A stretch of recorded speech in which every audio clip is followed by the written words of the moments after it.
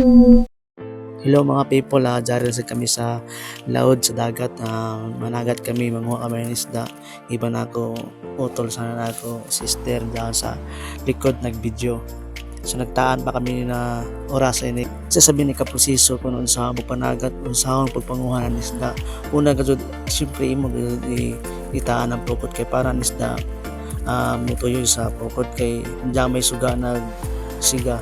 Ang isda gud pag bijura gud sa ilalim ng dagat, maglibot-libot kay ma-attract mo siya sa suga o sa bislong ng suga. Ini na panagat, sugod pa kami ni pagkabata, handod kuman daon ragapon ni sa amo. Di yan ni mawaya kay ang may naandan or panginabuhi namo ini.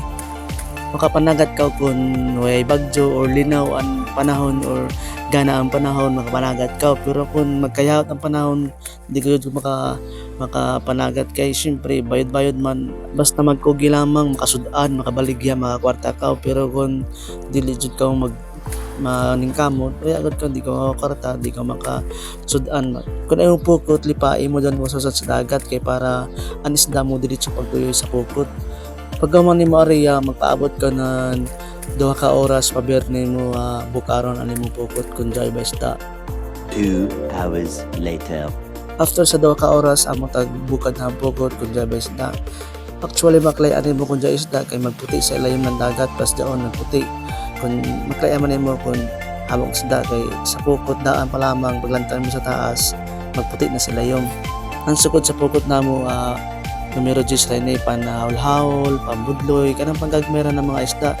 Pero kung yung mga panganduhaw na numero 8, pwede na dyan numero 8 mo, tuyo na ang mga dagko na isda. Pero ang 10 mo bandara ang dagko ng mga isda, mga anduhaw ng dagko, mga tamarong mo bandara siya. Diyan gapon mo tuyo na mga dagko na isda, kung ila uyo malimis or ilalawas malimis sa pukot, makuha gyapon sila.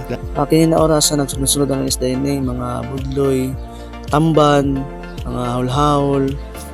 Ang imura kalaban sa dagat ang numod or kanang butanding or whale, mao rin imong kalaban diha kay syempre kung diay mga lumod, syempre ang isda mo tiyagan or mahadlok or dili mo kapaw, dili na mo tuyo sa pukot.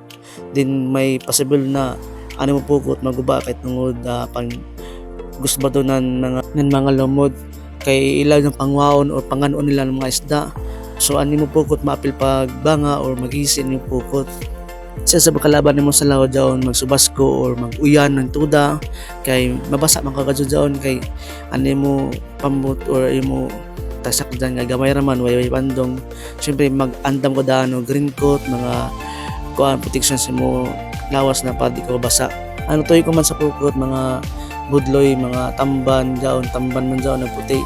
Sa nan budloy sagol, nagsagol-sagol lang ng mga isda diya. Lahir agad jud ba sa mo panagat kay maka save man kanan nimo pamalit dito sa sanggihan, nakakwarta pa ka, makasudan pa ka, libre na.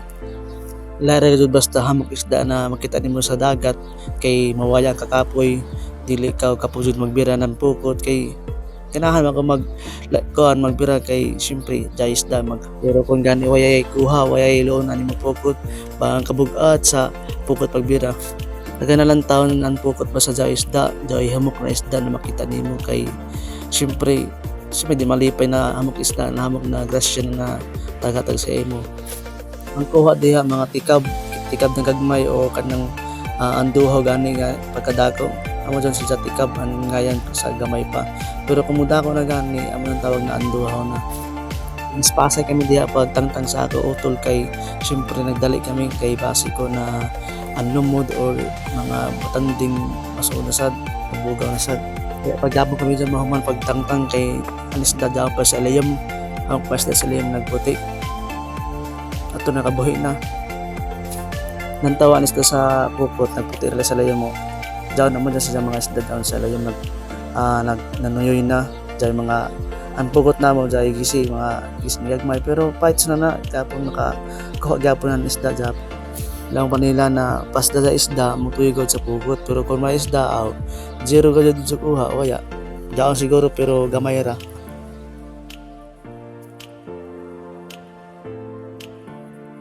Gusto ko dyan pagtangtanan isda kay an mata sa pukot, gamay man. Ini na oras hapit na ni kami ni mahuman pagtantanan ni isda. Amo sa mga kuha namon na isda, mga budloy, mga tamban, tikab, sagol, daipirit nga na.